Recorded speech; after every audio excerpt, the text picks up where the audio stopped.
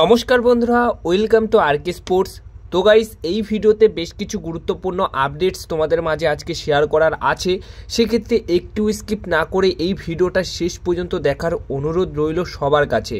আর যারা এখনও অবধি চ্যানেলটিকে সাবস্ক্রাইব করোনি, চ্যানেলটিকে তোমরা সাবস্ক্রাইব করে নিও, কারণ এখানে নিয়মিত সব ধরনের খবর কিন্তু তোমরা সবার আগে পেয়ে যাবে।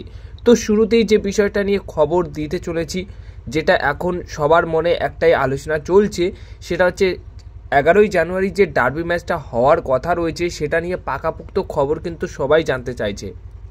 তো গতকালের একটি ভিডিওতে আমি জানিয়েছি যে জামশেদপুর কিংবা ওড়িশা এই দুটি ভেন্যুতে, যদি কলকাতাতে না হয় তাহলে এই দুটি ভেন্যুতে যে কোনো একটি ভেন্যুতে হতে চলেছে। তো আজকের দিনে দাঁড়িয়ে একদম পাকাপোক্ত যে খবরটা চলে এসেছে সেটা হচ্ছে, যেহেতু এই ম্যাচটা মোহনবাগান দলের হোম ম্যাচ, মানে আয়োজক, এই ডার্বি ম্যাচটা আয়োজক হিসেবে থাকছে কিন্তু মোহনবাগান, তাই এফএসডিএল মোহনবাগান দলের সঙ্গে যোগাযোগ রাখছে। আর এফএসডিএল কিন্তু চাইছে না যে এই ম্যাচটা পোস্টপন্ড হোক, ম্যাচটা যেন সঠিক টাইমে সঠিক দিনে হোক, এটাই চাইছে, যার জন্য মোহনবাগান দলের সাথে ভীষণভাবে যোগাযোগ করে রেখেছে। তো সেই মতো যেটুকু খবর পাওয়া গেল যে মোহনবাগান এবং এফএসডিএল দুই দিক দিয়েই তারা চাইছে যে কলকাতাতেই ডার্বি ম্যাচটা হোক।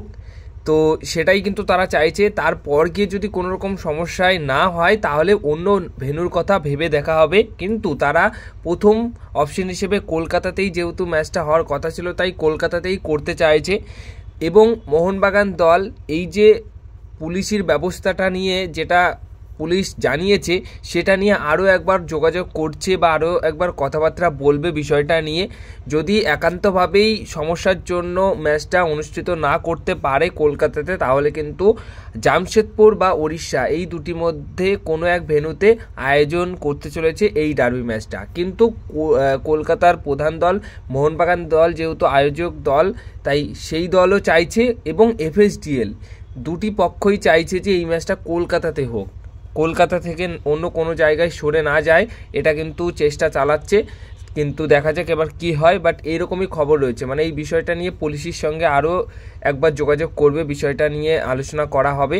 সব মিলিয়ে ডার্বি ম্যাচ ওই দিনই হচ্ছে, যেটা হতে পারে সেটা হচ্ছে ভেন্যু চেঞ্জ হতে পারে কিংবা কলকাতাতেই হতে পারে। তো সব কিছু নির্ভর করছে পুলিশের ওপর। দেখা যাক শেষ অবধি কী আপডেট আসে। কিন্তু এটাই হচ্ছে বিষয়, যেখানে ভালো একটা আপডেট যে এফএসডিএল কিন্তু চাইছে যে কলকাতাতেই হোক, আর মোহনবাগান দলও সেটাই একই চাইছে। তো দুই পক্ষ যেহেতু চাইছে, তো সব কিছু একটু এদিক ওদিক করে পুলিশের সঙ্গে যোগাযোগ করে বিষয়টা নিয়ে যদি আর একটু দেখা যায়, তাহলে হয়তো কলকাতাতেই হতে পারে এই ম্যাচটা। এবার যে আপডেটটা শেয়ার করব সবকটা ট্রান্সফার আপডেট। তো প্রথম যে আপডেটটা শেয়ার করব, রাহুল কেপি এই জানুয়ারির ট্রান্সফার উইন্ডোতেই দল ছেড়ে দিচ্ছে, মানে কেরালা ব্লাস্টার্স এফসি দল তাকে ছেড়ে দিচ্ছে, এমনটাই খবর রয়েছে। সেই মতো তার যোগ দেওয়ার যে কথাটা রয়েছে, মানে ওড়িশা এফসি দলে তিনি যোগ দিতে চলেছেন, এমনটাই কিন্তু এই মুহূর্তে খবর রয়েছে। ওড়িশা এফসি দলের জন্য একটা দারুণ সাইনিং হতে পারে। সার্জিও লোবেরার আন্ডারে হয়তো ভালো খেলতেই পারে রাহুল কেপি, কারণ সেইভাবে ভালো পারফরমেন্স এই সিজনে করতে পারছে না, যার কারণে হতাশ কেরালা ব্লাস্টার্স এফসি দলের ফ্যান্সরা এবং ম্যানেজমেন্ট। তাই এই প্লেয়ারটিকে ছেড়ে দিতে চলেছে এবং রাহুল কেপির নেক্সট ডেস্টিনেশন হতে চলেছে ওড়িশা এফসি দল, এমনটাই খবর রয়েছে। এবার যে খবরটা শেয়ার করব সেটা হচ্ছে শুভাশিস বোসকে নিয়ে। তো দেখো, শুভাশিস বোস কিছুদিন আগেই তোমাদেরকে জানিয়েছি যে ক্যাপ্টেনের সাথে আরও দীর্ঘমেয়াদী চুক্তি বাড়াতে চলেছে মোহনবাগান দল, যেটা দুই পক্ষের মধ্যে কথাবার্তা চলছিল, একদম শেষ পর্যায়ের কথাবার্তা চলছিল। তো আজকের দিনে দাঁড়িয়ে ক্যাপ্টেনের সাথে পুরোপুরি যে নতুন চুক্তি সেটা হয়ে গেছে, ডান হয়ে গেছে। এবার অফিসিয়াল অ্যানাউন্সমেন্ট এখন আসবে না, পরে আসবে, কিন্তু নতুন করে শুভাশিস বোসের সাথে কিন্তু নতুনভাবে চুক্তি করে নিয়েছে বা চুক্তি বাড়িয়ে নিয়েছে মোহনবাগান দল। এবার নেক্সট আপডেট যেটা শেয়ার করবো সেটা হচ্ছে সন্দেশ ঝিঙ্গানকে নিয়ে। সন্দেশ ঝিঙ্গান, যার বয়স এই মুহূর্তে 31 বছর বয়স, যে কিনা ভারতের 1 নম্বর ডিফেন্ডার। সন্দেশ ঝিঙ্গান এফসি গোয়া দলের হয়ে খেলছে, কিন্তু একটা সময় মোহনবাগান দলের হয়ে খেলে গেছেন। তো সেই সন্দেশ ঝিঙ্গানকে আবার ফেরানোর চেষ্টায় রয়েছে মোহনবাগান দল, এমনটাই কিন্তু খবর আসছে বা খবর পাওয়া গেছে। এবার কথা হচ্ছে যে এই জানুয়ারির ট্রান্সফার উইন্ডোতেই কি সন্দেশ ঝিঙ্গান মোহনবাগান দলে যোগ দিতে পারে বা তাকে নিয়ে আসতে পারে, নাকি নতুন বছরের নতুন সিজনের জন্য মোহনবাগান দল তাকে আবার ফিরিয়ে নিয়ে আসবে। তো দেখো, এই জানুয়ারির ট্রান্সফার উইন্ডোতে মোহনবাগান দলে আসার কোনো রকম সম্ভাবনা নেই সন্দেশ ঝিঙ্গানের। হ্যাঁ, আগামী বছরের জন্য মোহনবাগান দল তাকে ট্রাই করছে আনার, সেই ক্ষেত্রে সব কিছু ঠিকঠাক থাকলে নতুন বছরের জন্য মোহনবাগান দল তাকে দলে আনতে পারে। আর এখন বর্তমান সময়ে দাঁড়িয়ে আমার মনে হয় যে মোহনবাগান দলের ডিফেন্স লাইন আপ যা রয়েছে, অন্তত এই বছরের এই সিজনের জন্য দরকার নেই আর কোনো ডিফেন্ডার।